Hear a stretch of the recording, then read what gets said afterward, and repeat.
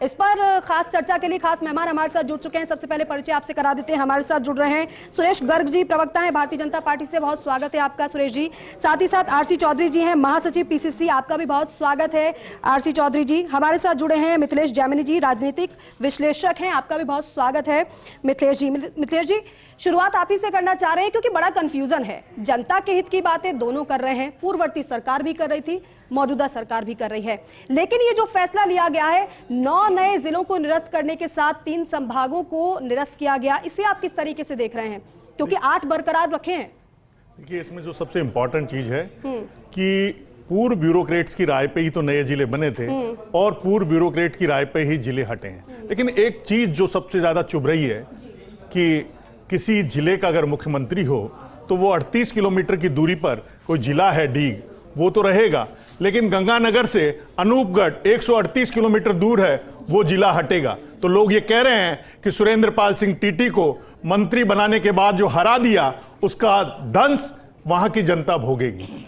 तो ये जो पीड़ाएं हैं ये भी झलकेगी। जहां तक संभाग की मामला है, आपको याद होगा गोविंद सिंह डोटासरा ने सीकर में एक सभा में कहा था संभाग चाहिए क्या, और संभाग बनाया था और 3 संभाग खत्म हो गए। देखिए, संभाग का इतना असर नहीं पड़ता है। उसका रीजन यह है कि उसमें एक संभागीय आयुक्त बैठता है और संभागीय आयुक्त को एक ही अधिकार होता है सरपंच को अपदस्थ करने का, और सरपंच सबके काकाजी होते हैं, चाहे किसी की भी सरकार हो, चाहे कांग्रेस की हो, चाहे बीजेपी की हो। संभागीय आयुक्त उस सरपंचों को हटा नहीं सकता।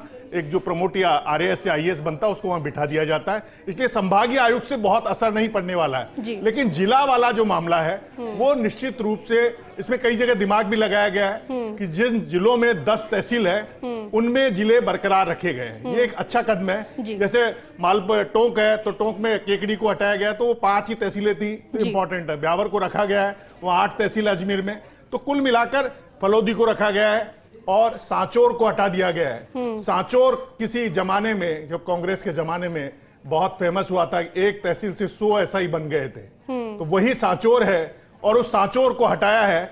और एक भी कहा जा रहा है कि जिलों बनाने से कोई पॉलिटिकल बेनिफिट नहीं होता। उसका प्रत्यक्ष उदाहरण है कि लोगो जागो रे नागर आगो रे और दूधू से हार गया। राजेंद्र यादव ने कहा कि मैं मंत्री पर छोड़ दूंगा, लेकिन ठीक है, मैं अपनी बात को पूरा कर। मेहमान भी हमारे साथ लगातार बने हुए हैं। आरसी चौधरी जी, जो अव्यावहारिक था वही हटाया गया है और जो व्यवहारिक था वो रहा है यथावत।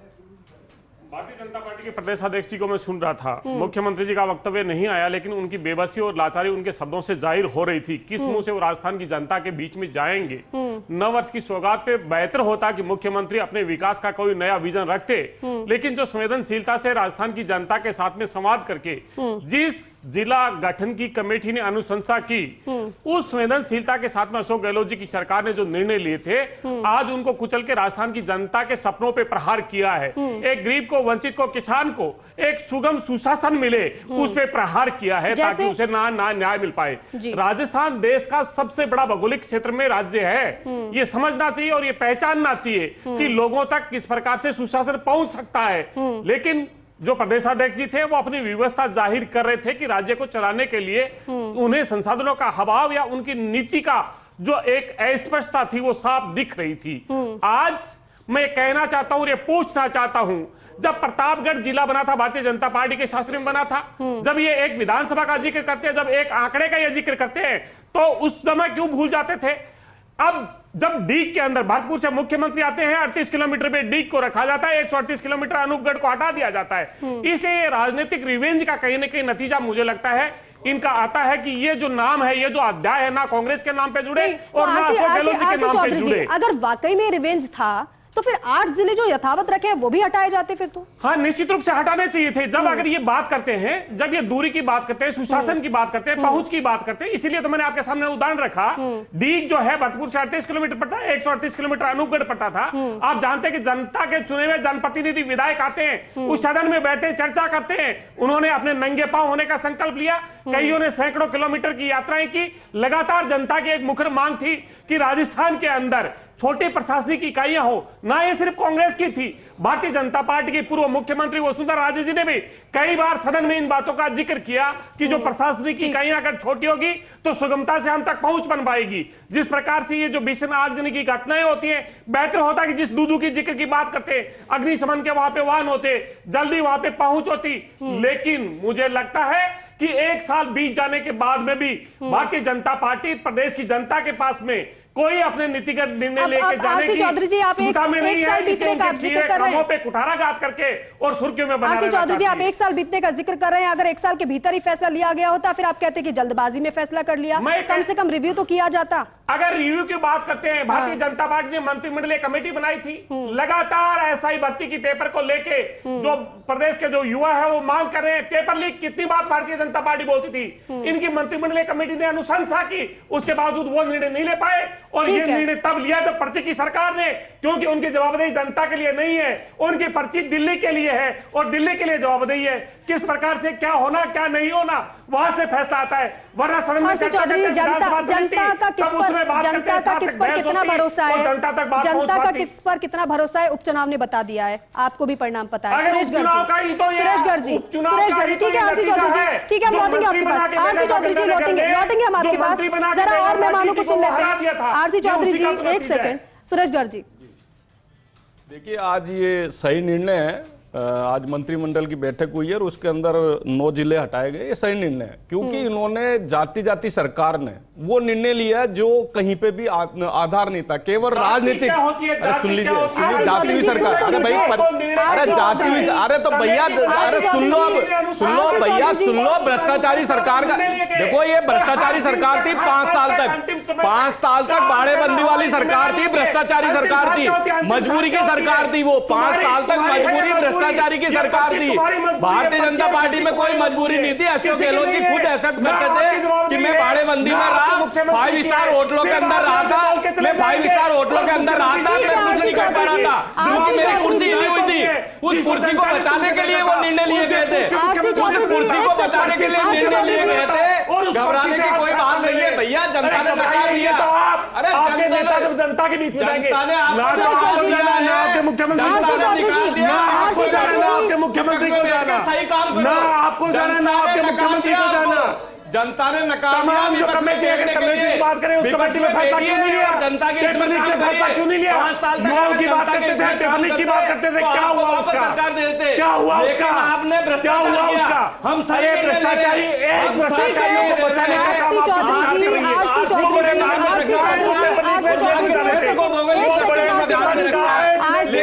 भ्रष्टाचारी लोग चर्चा आपको समझ में आना,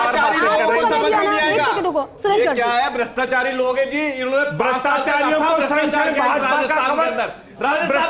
को ला दिया था, भारतीय जनता पार्टी का मंत्र है, भ्रष्टाचारियों को नौकरी में स्थापना भाजपा का मंत्र है। एक भ्रष्टाचारी बताइए, 1 साल में मैं आपसे पूछना चाहता हूँ, एक भ्रष्टाचारी का नाम बताइए, आज भ्रष्टाचारी का नाम बताइए, 1 साल में जेल में भेजाओ, सरकार के कोष में लेके आया हो, 2 टुकड़े करने वाले कौन है? ये है अशोक गहलोत जी। जयपुर के आत्मा आरोप लगाने से नहीं चलेगा, पक्षों के साथ जवाब दीजिए, आरोपों के साथ जवाब दीजिए, वरना नहीं बोल पाएंगे, जनता के पटल पे नहीं बोल पाएंगे। ऐसे नहीं चर्चा होगी ना। सुरेश गर्ग जी, मैं कह रहा हूं ये लोग क्या है कि जो अच्छे निर्णय उसको स्वीकार नहीं कर सकते। बहुत अच्छा निर्णय है, इनको ये पता नहीं है कि एक जिले बनाने के अंदर 2000 करोड़ रुपए का खर्चा होता है, 2000 करोड़ रुपए का खर्चा होता है। इनको ये पता नहीं है कि इससे ऊपर कितना खर्चा होता है। लेकिन आज भजनलाल जी ने बहुत सही निर्णय लिया, जनता के हित में निर्णय लिया। मुझे बता दीजिए गंगापुर के अंदर कितनी विधानसभा शामिल होगी?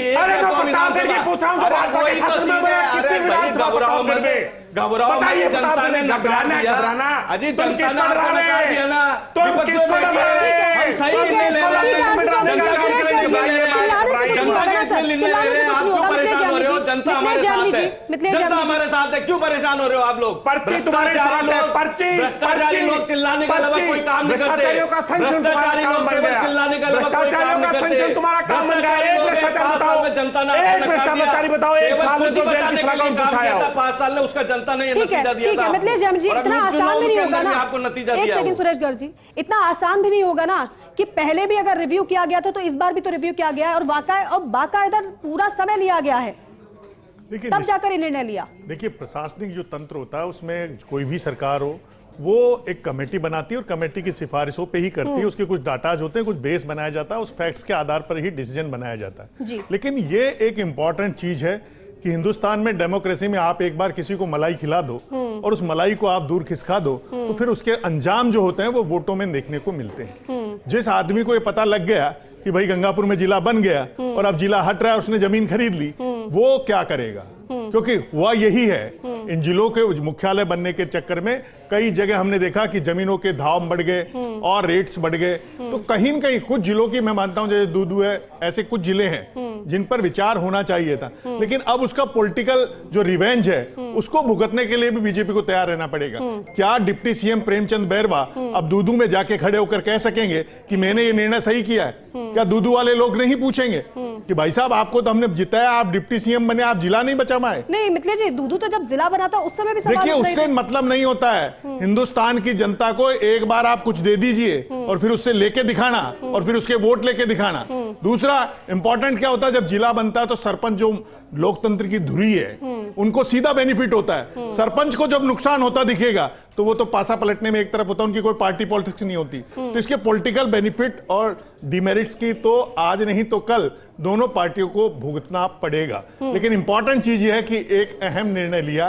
भजन लाल जी इसके लिए काबिले तारीफ है कि उन्होंने घोषणा की थी सरकार बनने के बाद मैं निर्णय लूंगा, निर्णय लिया। लेकिन जो सबसे अहम निर्णय है, जो 8 लाख नौजवान रात को सोते हैं तो एक सपना लेते हैं कि हमने वोट इसीलिए दिया था, कांग्रेस हारी नहीं थी, केवल नौजवानों से हारी थी और बीजेपी का कोई ऐसा चेहरा नहीं था जो सरकार लिया है। केवल नौजवानों ने पेपर लीक से दुखी होकर सरकार को बदला था, 70 सीटें इनकी भी आई थी।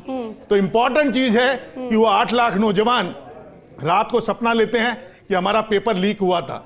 जब बाबूलाल कटारा कह चुका कि मैंने रामूराम रायका को 1 महीने पहले एसआई का पेपर दे दिया था, उसको लेकर भी तो निर्णय की बात, उसको निर्णय नहीं लिया ना, अभी नहीं लिया तो उन्होंने कहा एजेंडा में एजेंडा नहीं होता है, वो सबसे अहम निर्णय है। अमित शाह जी ने लेटर लिख दिया चीफ सेक्रेटरी को, जिसे कल हनुमान बेनीवाल ने ट्वीट किया है, जो आज अखबारों में छप रहा है। तो आप देखिए जिनके दम पर आप मुख्यमंत्री बने हो।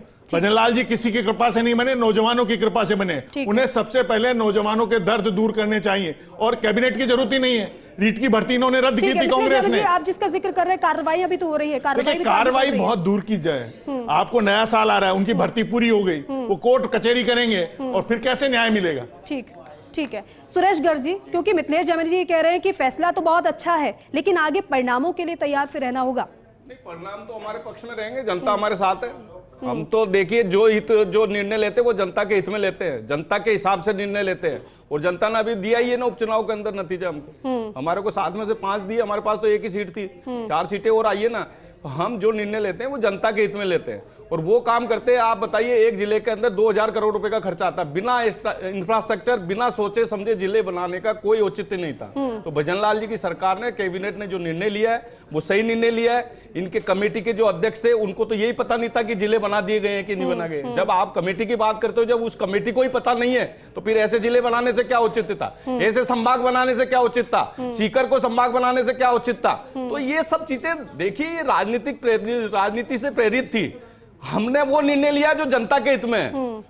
हमने वो निर्णय लिया है कि जो युवाओं के हित में। आज हमने 1 लाख से ज्यादा की नियुक्तियों के लिए किया है ना, 47,000 नियुक्तियां दे दी, बाकी 85,000 नियुक्तियों के लिए कर रहे हैं ना। तो जो हम कहते हैं वो करते हैं। हमारे संकल्प पत्र में जो है उसका 50% से वादा पूरा किया है ना, तो हम वही काम कर रहे हैं जो जनता के हित में है। और भजन लाल जी की सरकार बहुत अच्छा काम कर रही है। 1 साल के अंदर हमने वो काम कर दिखाया जो ये 5 साल में नहीं कर पाए।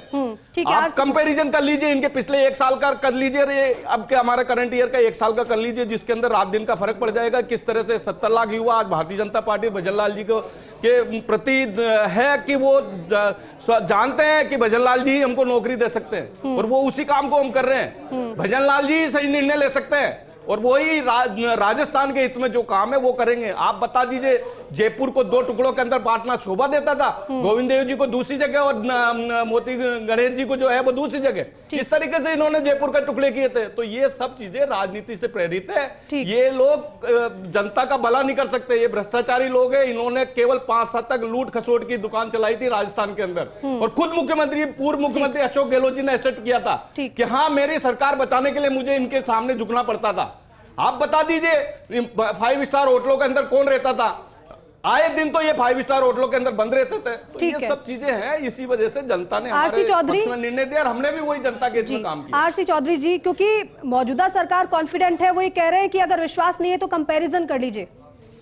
दीपिका, मैं कहना चाहूंगा कि चैनल पे आप चर्चा कर सकते हैं, आप इनसे क्या प्रश्न पूछें क्या नहीं पूछें ये आप तय करेंगे, लेकिन जो सोशल मीडिया है, जो ट्विटर है, उस पर ट्रेंड कर रहा है एसआई भर्ती रद्द करो और गहलोत सरकार आरसी चौधरी जी, सोशल मीडिया का तो जिक्र यहाँ मत करिए, क्योंकि सोशल मीडिया पर क्या चलता है क्या नहीं चलता, कैसे चलता है, सभी को पता है। ज्यादा लोगों को नहीं बोलने देंगे ना, आपका ये काम है ना, करेंगे निश्चित रूप से। ये काम है, कोई पूछे नहीं आपसे, यही काम आपका। हाईकोर्ट के अंदर लंबित है, इस वजह से हमने निर्णय नहीं लिया। निश्चित रूप से वो काम भी करेंगे जो युवाओं के हित में होगा। ठीक है सुरेश गर्ग जी, एक आखिरी कमेंट। सुरेश गर्ग जी, नियुक्तियां है, सुरेश गर्ग जी, आरसी चौधरी जी, संक्षेप में अपना जवाब पूरा करिए। मैं ये कहना चाहूंगा कि भारतीय जनता पार्टी के प्रवक्ता को हमने बोलने का अवसर दिया, ये लगातार भ्रष्टाचार के आरोप लगा रहे हैं। मैं इनसे पूछना चाहता हूं, आज तक ये बताएं, आप बता दीजिए क्या बात आप कौन सा ऐसा डिपार्टमेंट है? आपके मुख्यमंत्री, पूर्व मुख्यमंत्री अशोक गहलोत ने खुद ने बोला है शिक्षकों के नहीं बोलने देंगे, नहीं बोलने देंगे, ये नहीं बोलने देंगे।